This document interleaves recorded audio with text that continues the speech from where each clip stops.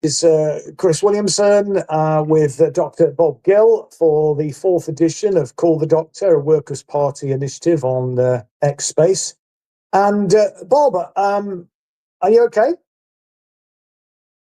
Yeah, can you hear me? I can hear you fine, mate. Yeah. Bob, I just thought we'd focus on a few things today, and obviously anybody listening can put their 2 pence in. If you've got a question, if you are listening in right now, if you've got a question, you can raise your hand and we'll bring you in to put a question to Bob orally or make a point. Or if you just want to put something in the chat, you want to put a point in the chat, then I'll keep an eye on that and I will read that out, assuming we've got time. But we're going to go for about an hour or so. But the areas where I thought we might focus on today, Bob, is around the flu situation this winter. I saw some publicity on the media talking about a more virulent form of flu virus this year, apparently, and urging people to get a vaccine. And I was wondering what your thoughts were in relation to the flu vaccine. And I mean, I know some people are a bit more sceptical now following the COVID situation, and whether people who could probably do with taking or having the flu vaccine and might skip it and might pay the price for not doing so. But your thoughts on that, I think, would be good. And I think it would also be useful to get your thoughts in relation to the resident doctors strike that was industrial action last week, wasn't there? Or, yeah, last Friday, wasn't it, I think? And Wes Streeting's response to that would, I think, be good to get your thoughts in regards to that as well. And then finally, and then this is not necessarily an exhaustive list. I mean, other people can raise other points, but the other thing it'd just be good to get your thoughts on, Bob, as we go forward, is in relation to the waiting list, which, according to the NHS website, is 230,000 lower than it was in July of last year. But let's kick off before we get into those areas in relation to the flu situation, Bob, this winter going forward. What's your thoughts in relation to the publicity that there's been about it and urging more people to take the vaccine? Thank you, Chris. Yeah, I think your point you raised about trust is critical here. We've lived through the pandemic where people were frightened to take a novel intervention, a gene therapy, so-called a vaccine. And we know now that the vaccine actually was not very effective as claimed, didn't prevent transmission, may have had a marginal effect in terms of hospitalization. And for the vast majority of people, COVID didn't really present a significant risk to health. And as a result, people's trust in what the government and public health bodies are saying is significantly diminished, and rightly so. And I think that's led to perhaps a reduction in the uptake. Now, the flu vaccine has never been particularly effective, and it was only really recommended for the highest risk groups, the elderly and people with certain chronic diseases. And uptake was variable. And I don't have enough information to know whether the current sort of public health messaging going out is based on good evidence, or does it form part of the sort of general use of public health communication to drive public behavior based on quite weak scientific grounds? That's the difficulty. And we only seem to dwell on medical interventions in terms of healthcare. There is a lot people can do to boost their immune system. A very basic one is to make sure you are vitamin D replete. You have adequate levels of vitamin D, particularly in the winter months. Vitamin Z, vitamin C, and zinc. Is it worth taking a supplement, Bob, a vitamin D supplement then, in your view, or just eat foods that have vitamin D within them? Yeah, it's very difficult to get vitamin D through the diet. Most vitamin D is made through sunlight exposure in the skin. I see. Yeah. Between the months of September and and May in this country, you don't get sufficient amount of sunlight, and the sun is at a different angle to the earth, so the rays we need don't penetrate. So we will all become very much more depleted in vitamin D over the winter months. So we should all be taking it over the winter months, but vulnerable groups should be taking it all year round. And this message fails to get out into the public domain from government. So I do question why they have such a bias for pharmaceutical interventions, which create a profit stream for big companies, and they ignore the obvious. A good diet, reduce the amount of sugar in your diet, manage your stress the best you can, get into nature. All these things help boost your immune system.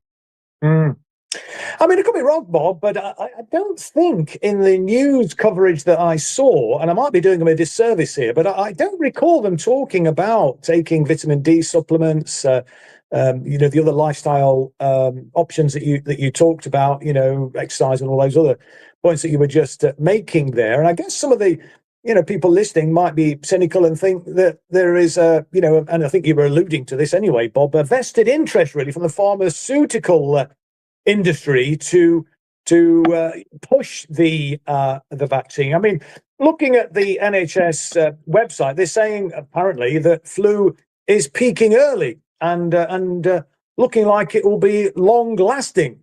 I mean, I don't know whether, obviously you're a practicing GP, whether you're picking up that just anecdotally, whether in your experience your patients are presenting with flu symptoms earlier than is normal.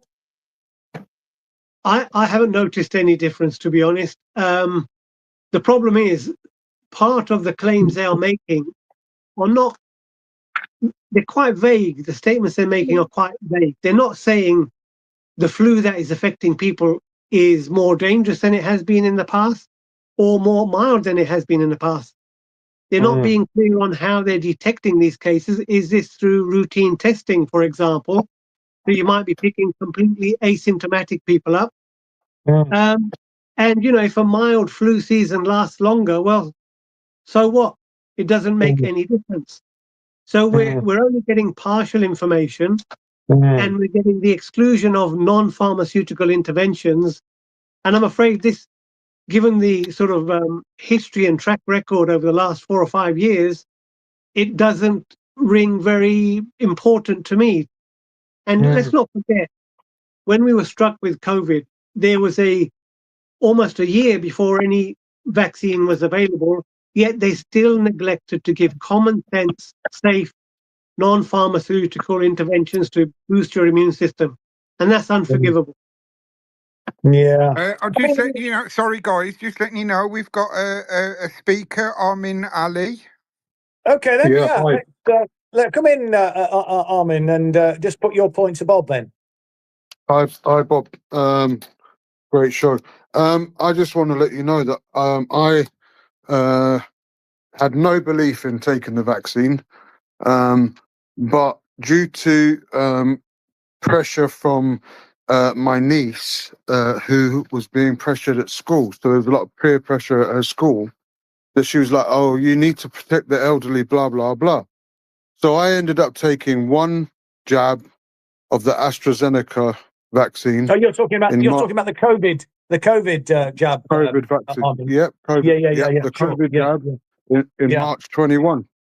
20 days after taking that, I got COVID. In the 10 days I had the COVID, I lost 10 kilos. Wow. Subsequently, since then, I've lost another 32, so 42 kilos. I've been diagnosed by a neurologist that I've got the diabetic version of cachexia, because I have had diabetes since January 2010. But my type 2 diabetes is stress related, not diet.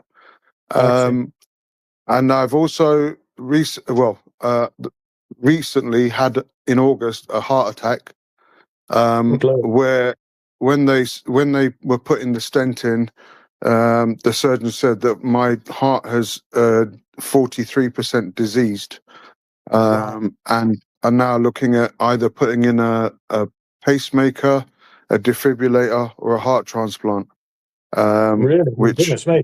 yeah, I mean, are you suspicious that your difficulties with your health then are as a result of taking the COVID vaccine. vaccination? Oh yes, Your vaccine damage? Is that your yes. suspicion? Yeah. Right. Okay. It's not just a suspicion. I mean, I used to be 115 to 120 kilos, Right. and a sportsman. I used to play semi-pro football. I used to referee football, coach it. I was very active, and then I'm now 76 kilos. I've got no muscle mass left on my quads, my buttocks, my arms. I've depleted muscle mass, and from my diabetic clinician and a neurologist, both said there's no cure and it's irreversible. And I'm just getting worse. Let's get Bob's reaction then, Armin. And just before you come in, Bob, as well, I just was going to make the point that the NHS National Medical Director, Professor Pandit, is still urging, I mean, it quoted on the NHS website, urging people not just to take the flu vaccine, but also the COVID-19 vaccine as well. I mean, what's your thoughts about that? And how do you respond to Armin's comments about his belief that he's been vaccine damaged as a result of taking the COVID vaccination? Yeah, well, he's not alone. So if you look just at the American adverse incident reporting system, the BEARS system, for the COVID vaccine, that had caused more adverse events, including hospitalization and death, than every vaccine put together in the history of vaccine. Right. So he's not a rarity. I've seen many such occurrences in patients of mine. That's why I pulled out of giving the mRNA vaccines prematurely, despite it being heavily profitable to carry on with it. It's indefensible given the amount of concern internationally about the mRNA shots that it's continually being promoted. So, and there was a recent appeal to government to release the data on excess deaths following the rollout of the COVID shot, and the statistical authorities and government refused to publish the data that they freely give to the pharmaceutical companies. Right. So, if you want to build back trust, you need to come clean and you need to have open access to this data. We need to have an open debate about what happened, because still. Can I make one more comment? Yeah, please come back. Yeah, just one more, because what Dr. Gill is saying absolutely resonates. All the evidence is there. However, I was told by my neurologist that and he's not the only one. There's other medical professionals who said that they cannot put it in writing because they've been told that if they admit to the adverse effects of the vaccine, they will be struck off the medical register and lose their pensions. And well, the thing is, at the end of it, I don't blame the medical practitioners, because it wasn't them who told us to take the vaccine. It was the government. And from what I understand, that during COVID, during the pandemic, the government indemnified themselves from prosecution. So you've got no one to go to. I went to the VDPS, the Vaccine Damage Payment Scheme, and said to them, I've been damaged. They won't even look at my case because I haven't got it in writing from a medical professional. What I have got is that I've got cachexia, right? So, it's what they've done to me, what they've done to my life, and my life is in the gutter now. I can't work. I struggle to walk. I fell over and fractured my femur, which I've now got 3 screws in. I fell again and fractured my ankle. The weakness that's within my bones now, the brittleness. Now I've got friends and family that, after having had the vaccine, have had heart attacks, aneurysms, their cancers suddenly, they've suddenly contracted cancers. It's just the vaccine, as people have been saying, and I am a great believer of it, that it was about a population culling exercise. That's all it's ever been, and it's about making profit for the likes of Chris Wilkins, I think is what was his name, the one who used to come on, and Fauci. They're you know, and what's his face, the one who went on Celebrity Big Brother, Hancock. Right, Hancock, it's just about it's about money making for them. It's all about the bottom line. It's nothing to. They don't care about us. We're just numbers. But well, I mean, certainly. I mean, as well as the pharmaceutical industry, there was political. Well, I was going to say, I mean, there was a lot of abuse, really, of public money in relation to the COVID crisis in terms of personal protective equipment and a whole host of different things, and companies being securing equipment and so on from companies that had no experience. I mean, there's a real scandal, I think, in relation to. Yeah, but to be honest, it wasn't even the companies that had experience. It was companies that popped up overnight, literally popped up overnight. I mean, that's really part of the abuse, yeah. Bob, is there anyone else that Armin can do or go to, raise his concerns? I mean, all the pressure groups now that are have come together to take up the case of people like Armin? There are groups. There is a group called Together, actually. There are people who are quite vocal on social media, which might be worth looking into. There's a Dr. Claire Craig in this country. There are people like Dr. Peter McCullough, who's a world-renowned cardiologist. Aseem Malhotra is another very, very loud voice in this arena.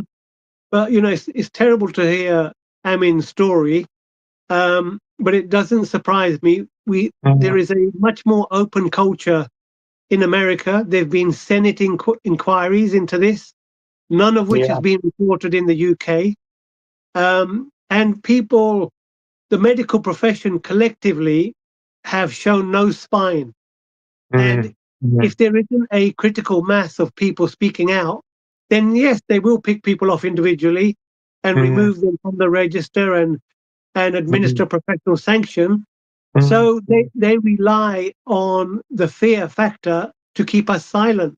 But if you speak to people off the record, they all agree. And, courageous people like Dr. Aseem Malhotra have been reported to the GMC and have undergone disciplinary proceedings for being in the right. Yeah, indeed. Yeah. Well, I just as well. I mean, is there a kind of incentive on GPs to administer vaccines? I mean, there's a pressure put upon GPs to do that. I mean, how does it work? Yeah, so you have the predominant amount of the GP income comes from what's called a capitation list based on the number of patients you have. Yeah. But then you have conditional payments based on reaching certain targets, and vaccinations form part of that. So you might get a certain fee for administering a vaccine, and if you reach over a certain target, let's say 70% for childhood vaccines, then there's an additional payment. So yes, there is a financial incentive for promoting and delivering vaccines. But unfortunately, most medics do not understand the controversies around vaccination in general, because we've all been brainwashed into trusting authority, and very little is spoken about alternatives. Is that why, Bob? I mean, just speaking personally, I keep getting reminders from my GP saying you've not had your flu vaccination this year. I mean, I've never had a flu vaccination as it happens, but I mean, I must get each year, I don't know, maybe 4 or 5 reminders. I mean, are they concerned about my welfare, or is it some other factor at play, do you think? Well, let's put it this way. The GPs that shut their surgeries during lockdown, quite happily, were also very happy to reopen their surgeries when it came to administer the mRNA shots. Right. Incentives have a lot to do with behavior, unfortunately. We're all human. No, of course, yeah. The government know that. The government know that. If you threaten or appeal to people's financial situation, you're going to change the behavior of 80-90% of people. No, indeed, of course. Yeah, well, I mean, that's true on so many fronts, isn't it? Just a reminder, by the way, to people who are listening, if you've got a question or a point that you want to make, like Armin has just done, I mean, feel free to put your hand up and we'll bring you in as a speaker. Or if you prefer, you can put your comment or question in the chat and I'll read it out to Bob. We've got a request from Hoz. Oh, right, yeah, go on then, Hoz. Bring Hoz in. Good afternoon, everybody. Hi, Hoz, how you doing? I'm good, Chris. Doc, I just wanted to ask you a question about the mRNA, mNRA, whatever it's called. Can you tell us a little bit about how this injection, because I was on a space yesterday with someone who said to me that this is actually, that it changes your genetics. Is it true that it changes your genetics? Is it something that's put into your body to change your genetics specifically? And does that change actually induce the protection? Because I had the Pfizer injections, I had 2 of them. Again, I didn't want to do them. And when I did do them, I'd already had COVID because unlike I think 99% of the country, I worked in construction. I'm a project manager or was a project manager. And I ended up working throughout the whole of COVID. Like we literally, the only time we didn't work was from the 21st of March 20, for about 6 weeks we didn't work, but halfway through April we were on site. I got COVID, and so did everyone else who was on mic. So that we were like all the managers of the site in Woking, we all got COVID. And then I was told or bullied by my friends in Facebook and everyone else, oh, you're going to get shunned if you don't take it. And I ended up taking the Pfizer injection. I took my mother to have the injection. And I want to know, is it actually a safe thing? Because what I've just heard about Amin makes me think to myself, it's not really safe, is it? It's actually some kind of experiment that's been played with us, psychological maybe, to get us to see if they can get us to all sit behind doors, which is what they did to us as a nation, not as a nation, as the world. And how safe are actually these injections? Hi, Cos. Yes. So if we look at the Pfizer trial data, which they initially had protection from publication for 70 years, if we look at their own data, which we now have access to thanks to court cases in America, their own data was saying that the mRNA shot had a 1 in 800 adverse event rate, including hospitalization and death. That was the drug company's data. Vaccines have been withdrawn in the past for an adverse event rate of 1 in 100,000. So 1 in 800 was allowed to go through. In terms of how it works, the theory is the platform injects a sequence of genetic material called modified RNA. And we were told that this would trigger your own cell. This RNA would go into your cells and turn your cell into a factory for spike protein. And spike protein would then circulate around the body, generating an immune response. That was the theory. The reality was that this did happen, but the vaccine that was produced to the general population was not the same vaccine that was produced in the Pfizer trials. It was produced by a cheaper methodology, which caused the vaccines that were rolled out to be contaminated with DNA, because they were produced on a platform using E. coli bacteria to replicate the mRNA. But when you include DNA with RNA, you have to clean the product. And the cleaning of the product was not as rigorous according to existing international standards. So what you ended up happening was a contaminated RNA vaccine being administered to billions of people across the world. And it's that contamination with DNA arising from the culture within it was grown that there is some concern that somehow this can integrate into your genetic makeup. So that's one problem. The other problem is, Let me stop you. One question. Who's yeah, responsible for this, Doc? Who I has to would pay say, for this? This is not a small thing. Has mm, Pfizer been sued? Is the government being held to account? Pfizer is protected by their contract with the government, so they have an immunity from prosecution. Separate governments have organized some sort of vaccine damage compensation scheme, which in this country is lousy and very difficult to access, as we heard from Amin. There is still a heavy cloak of secrecy around this whole subject. The people who are morally responsible are clearly people like Fauci and all his underlings at the FDA and all the regulatory bodies that were giving this intervention a clean bill of health, when actually they had the data to say different.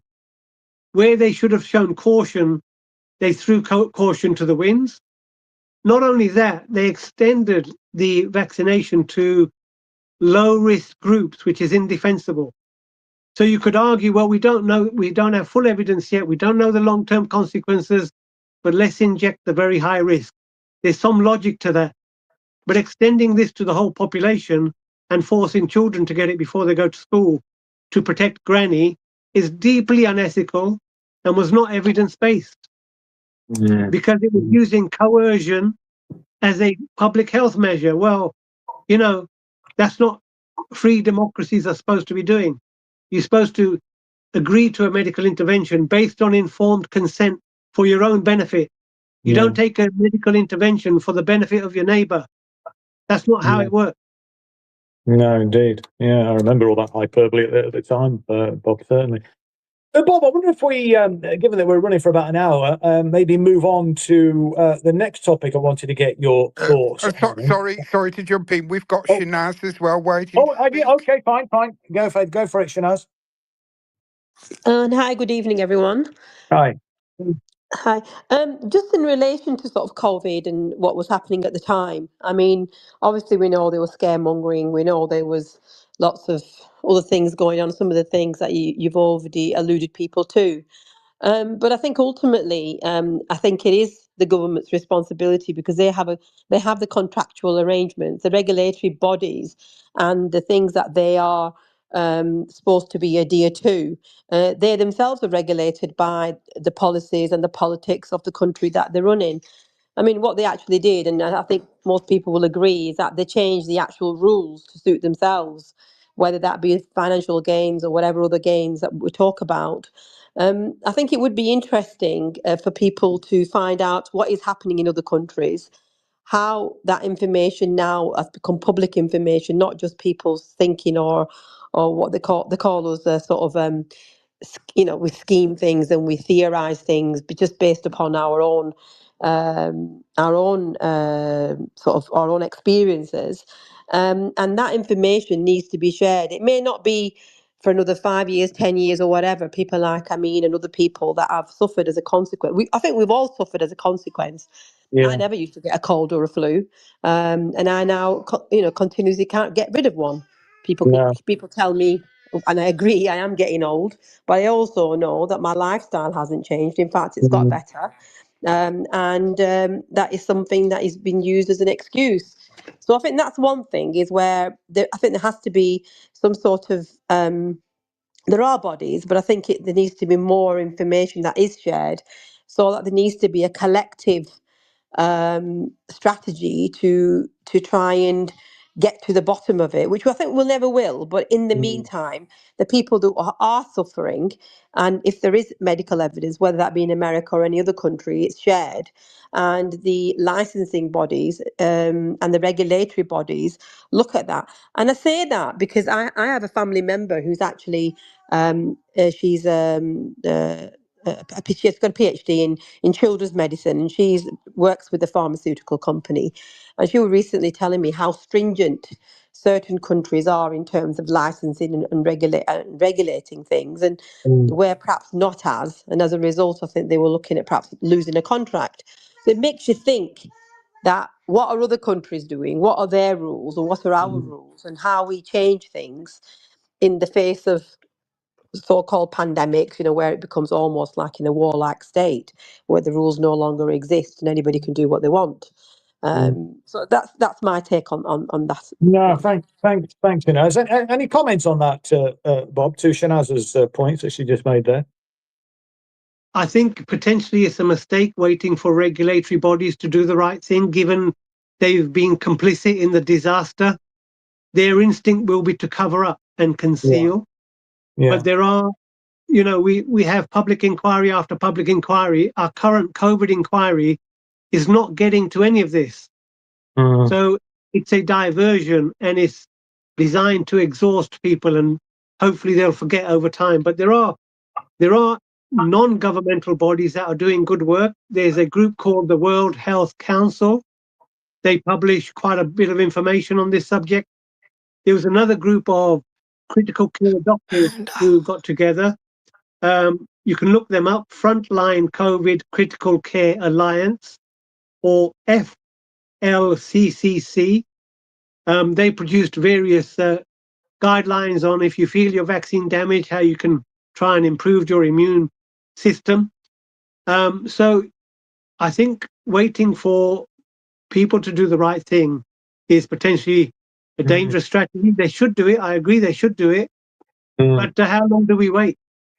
No, indeed. I mean, on Shanaz's point as well, Bob, I mean, she said that, we might never get to the bottom of it. I'm just wondering, in an ideal world, assuming we get a change in government, and a government that's genuinely on the side of the people, do you think that, if there was political will, that it would be possible to get to the bottom? Because obviously, politicians are not experts, are they? I mean, there may be some experts that get elected, but, they don't actually do the inquiries that are established. I mean, they're only as good, I suppose, as the people that sit on those inquiries. So, I mean, Shanaz, I think, was saying that, we may never get to the bottom of it. I mean, do you think it's possible to get to the bottom of it, or are they so adept at closing ranks that even with a change in government, let's assume we get a Workers' Party or a coalition between the Workers' Party and your party and the Green Party, whatever, and there is a real desire to find out what has really happened, would we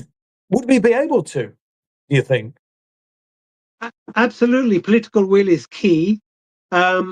Don't forget, politicians are as susceptible to brainwashing as everybody else. Well, that's pretty clear, yeah.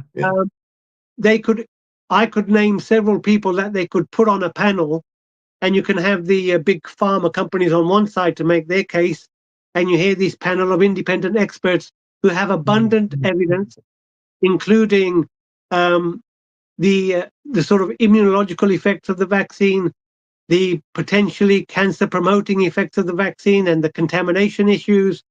You've got whistleblowers who've come out of the pharmaceutical industry who can lay this all out in one day of giving evidence. Right.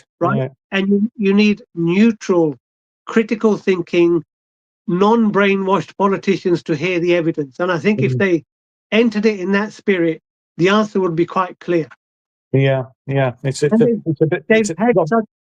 They've had such hearings in America, chaired by Senator Johnson, who's a Republican senator who's been leading the charge in trying to get the truth out about COVID.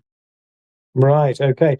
Big hill to climb, but I mean, from what you're saying is, with the right political circumstances, it would be possible to find out what really happened, and and obviously provide the appropriate compensation to people who have been damaged. Alan, are there any other people wanting to speak? I've been trying to move on, but if there's anybody else wanting to speak, we'll bring them in. No, carry on, Chris. Okay, mate. Yeah. Well, the next thing I wanted to just talk about, Bob, and get your thoughts on is the resident doctors' strike, formerly junior doctors, known as junior doctors, and the response of the health secretary. I mean, he was quite aggressive, wasn't he, in his reaction to the industrial action that was taken by the resident doctors. For a so-called Labour politician to be as aggressive as he was to workers is, I mean, obviously they're not really Labour these days, as we know.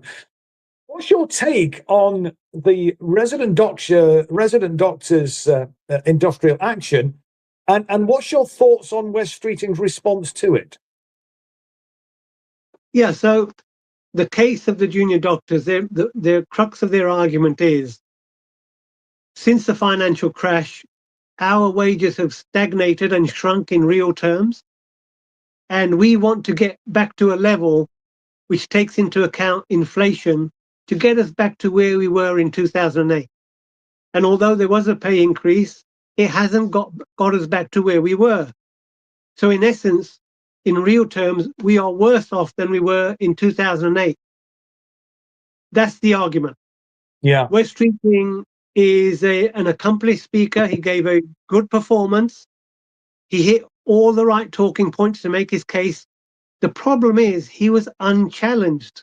He was unchallenged by the journalists, because the journalists have their editorial stance to keep, which is to keep the actual real agenda hidden from the public.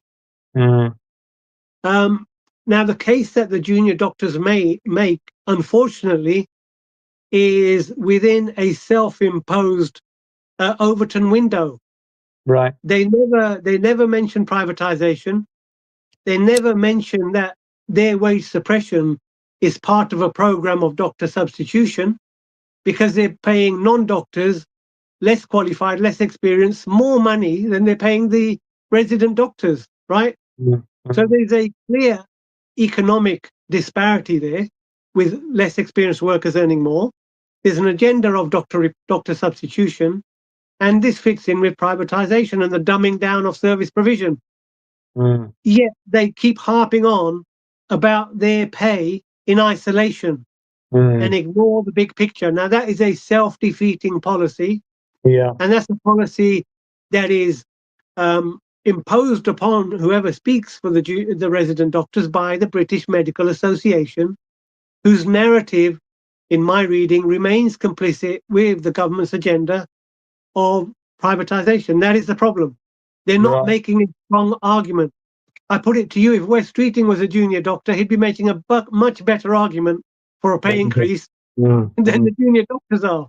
Yes, indeed, probably. But and I guess, Bob, the tactics that they've employed plays into West Streeting's talking points. I mean, the way he's sort of playing the divide and rule tactic, saying, well, you've had this big increase, much more than other people in the public sector, private sector, so it basically sort of saying, well, you're in a privileged position. What are you on about? You're greedy. That's the sort of line I think he's sort of suggesting. And that does find some traction with some people who maybe not necessarily thinking this thing through and maybe looking at their own circumstances. So, I mean, what can we do? I think one line I would use quite successfully is, well, doctors just want the same sort of pay rises that politicians have had over the last 20 years. Yeah, well, yeah, indeed. I mean, of course, I think a lot of workers could say that, of course, yeah. We'd love to keep in line with you MPs. Yeah. And I think the public would appreciate to have a well-paid doctor than an MP who just toes the party line and is incapable of independent thought. Very much so. Yes, absolutely. When you were making the point on the discussion on the COVID, I mean, the absence of independently minded politicians to get to the bottom of the COVID scenario. But I mean, I think the general message, notwithstanding the fact that maybe the doctors' union, the junior doctors' union, could maybe put their case a bit more effectively.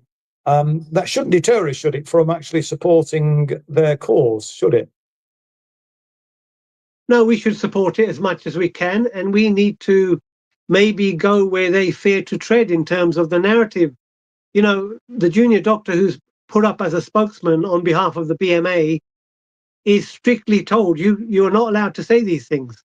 So we have to say these things for them, and that's why we're doing this show, to make the broader case, to widen people's understanding of what the real issues are. And everybody's struggling to pay the bills, and it's very easy to lose compassion and support for other people because you're experiencing hard times yourself.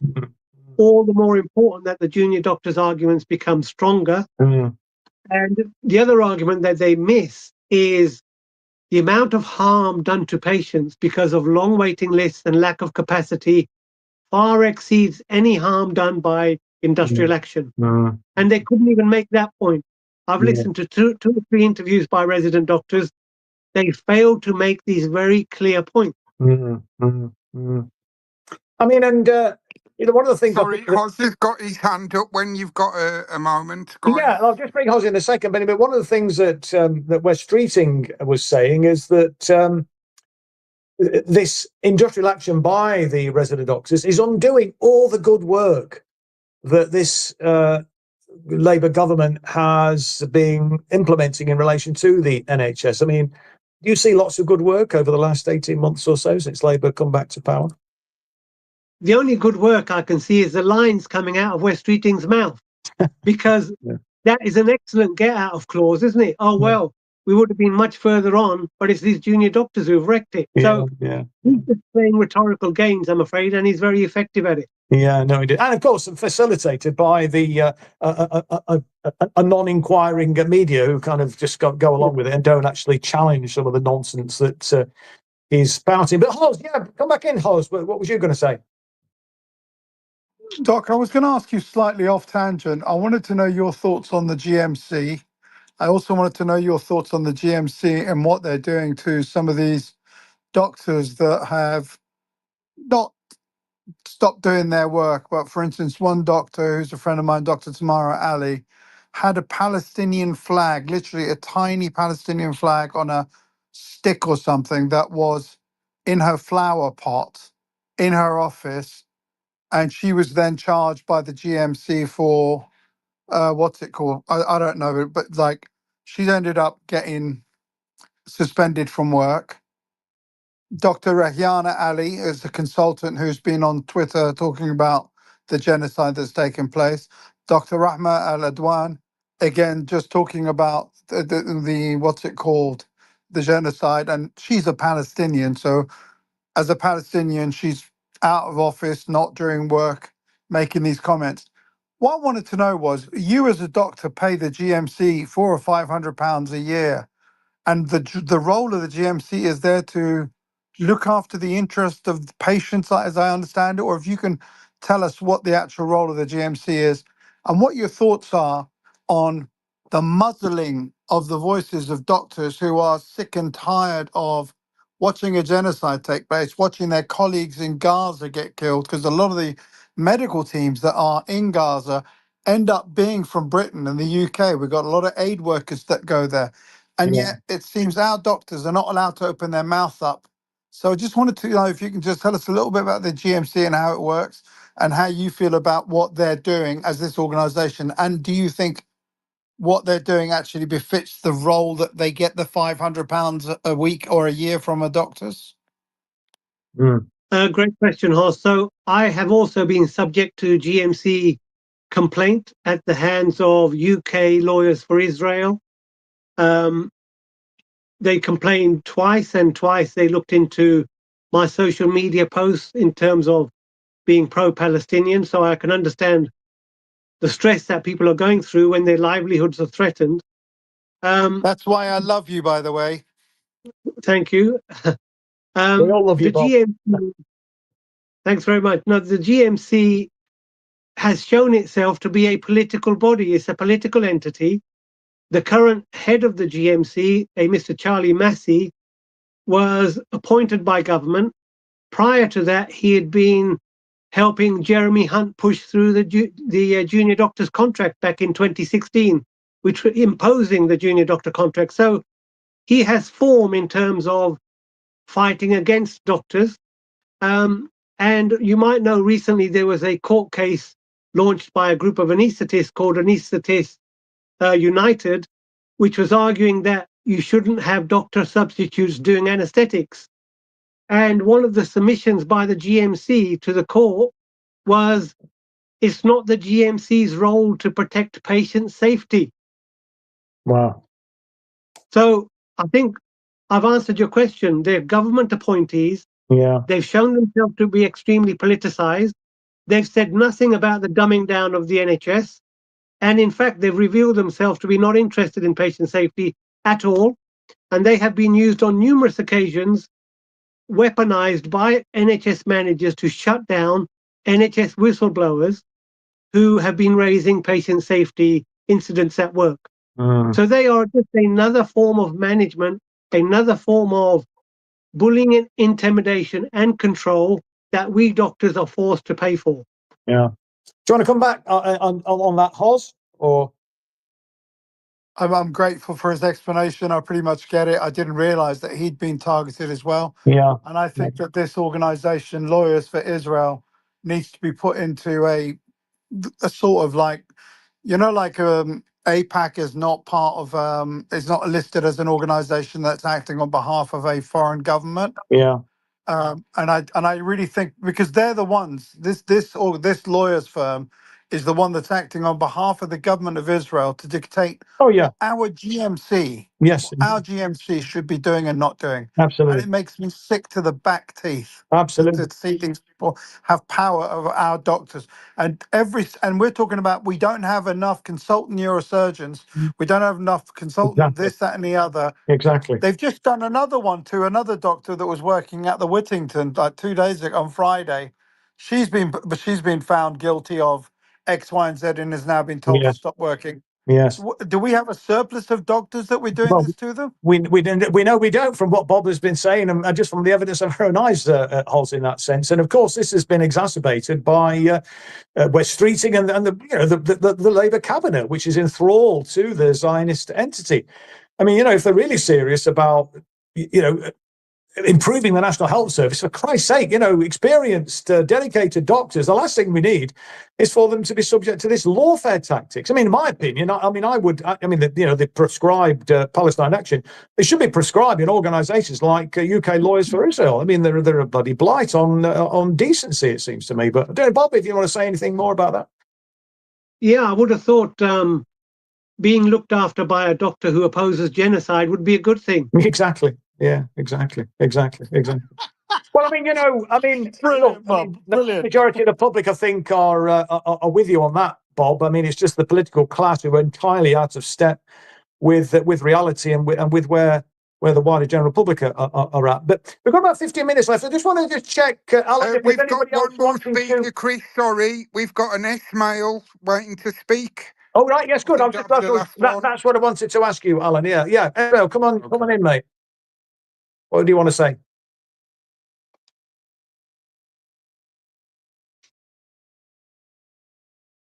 S-mail? No, okay, maybe not. Carry on, Well, Chris. Let me try. Ismail, بیدار شو. سلام عرض میکنم. سلام. Ask Hello your everyone. question. I'm so glad to be the listener of wise people of United Kingdom and the world. I'm just listening now. I will just someone arrived in my house.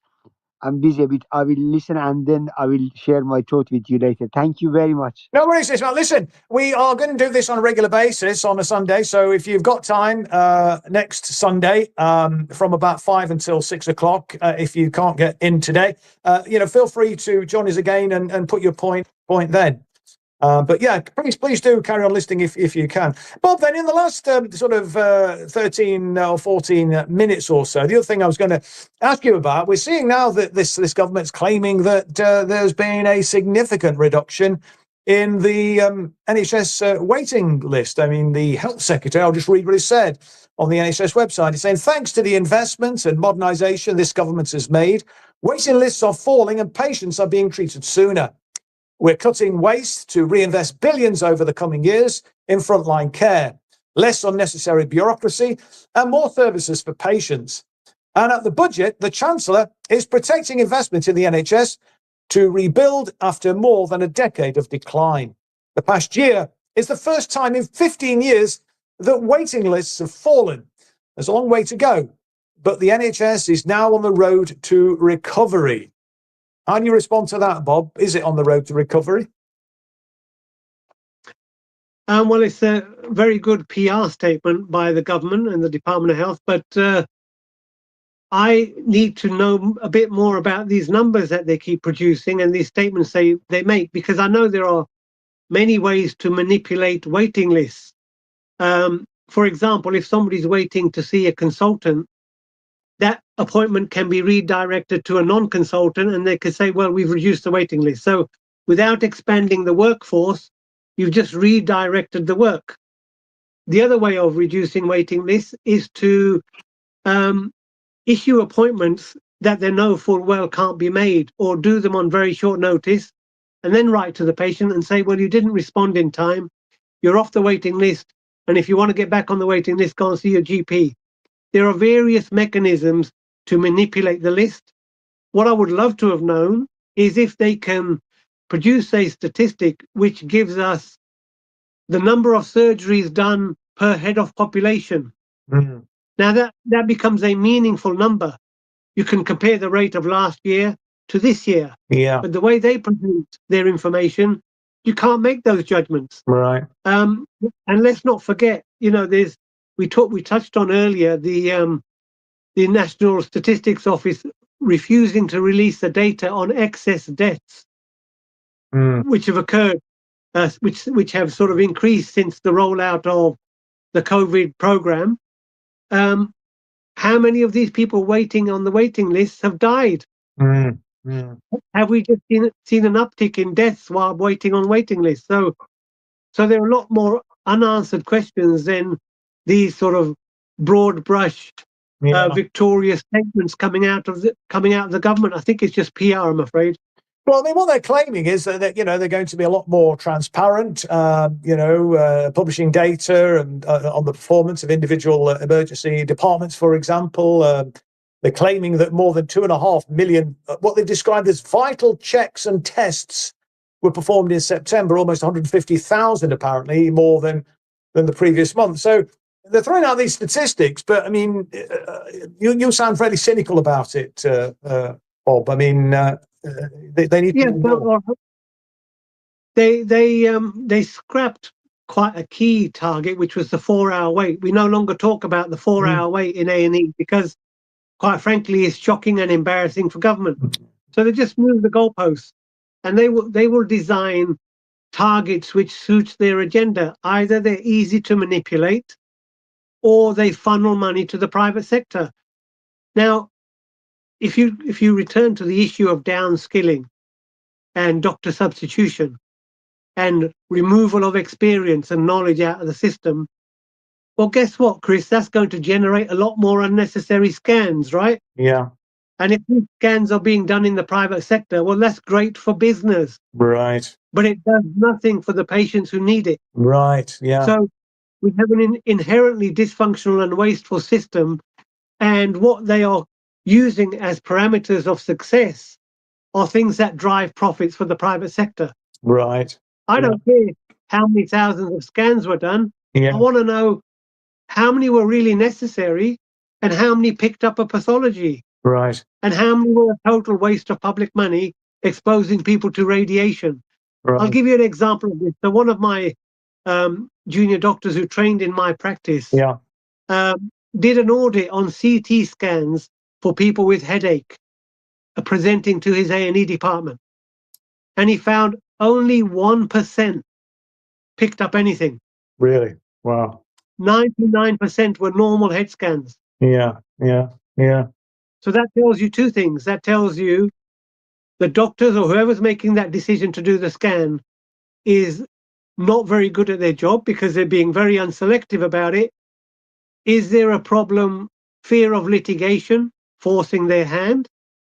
And is there a financial incentive to keep scanning and over-testing people?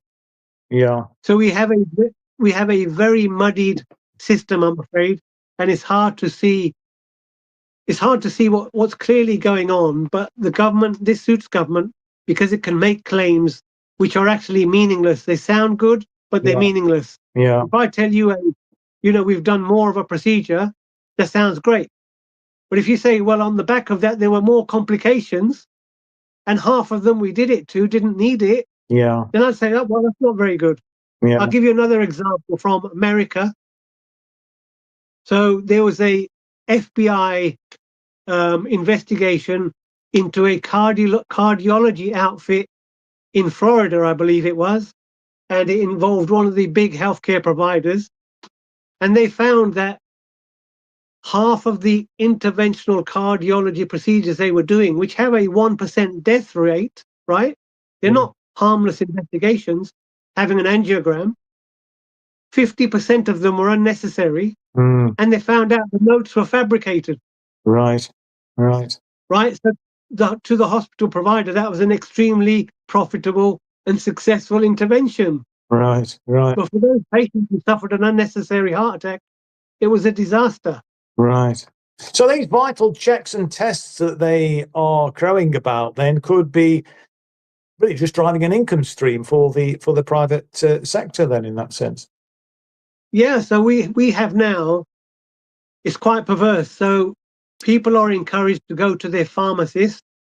The pharmacist will do blood pressure, this, that, and the other. We've already done it. So they're paying twice. Yeah. We've already done it in primary care, and then they do it again. They don't ask, have you had this checked? They will do it again because they can attract a fee. So if you count all this duplication of effort, well, it looks good. Yeah. But actually, it's a total waste of money. The outcomes are not really that impressive when you actually look at what material difference it's making to patient care. The financial outcomes are very impressive for people like Boots. Sure. So, what's the alternative then, Bob? I mean, is there a way of restructuring the way the NHS operates to ensure that unnecessary so-called vital checks and tests, I mean, don't take place, and that we actually rationalise that better? I mean, is that possible? It's entirely possible. It's what we used to do. It's what we were world famous for doing. The NHS, before we went down this privatisation road, was considered the most effective, cost-effective health system in the world, because you had a well-established primary care network which was picking up things before they became a problem. Yeah. There was a team of people who knew you, had a connection with the practice, you had continuity of care, and these were opportunities to do preventative health.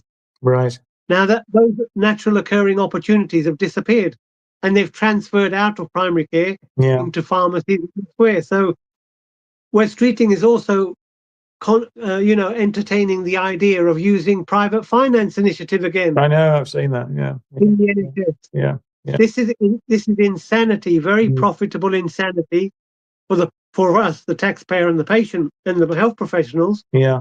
But these people are not interested in efficiency or getting the best bang for their buck. They're just motivated by staying in power, getting their sponsorship from the private sector, lining up a job in the private sector, and to hell with the outcomes. Well, we know, don't we, Bob, that a number of Labour politicians, including the Health Secretary, have received contributions from the private healthcare sector, and indeed previous Secretaries of State for the health service have gone on to very lucrative positions in the private sector, have they not?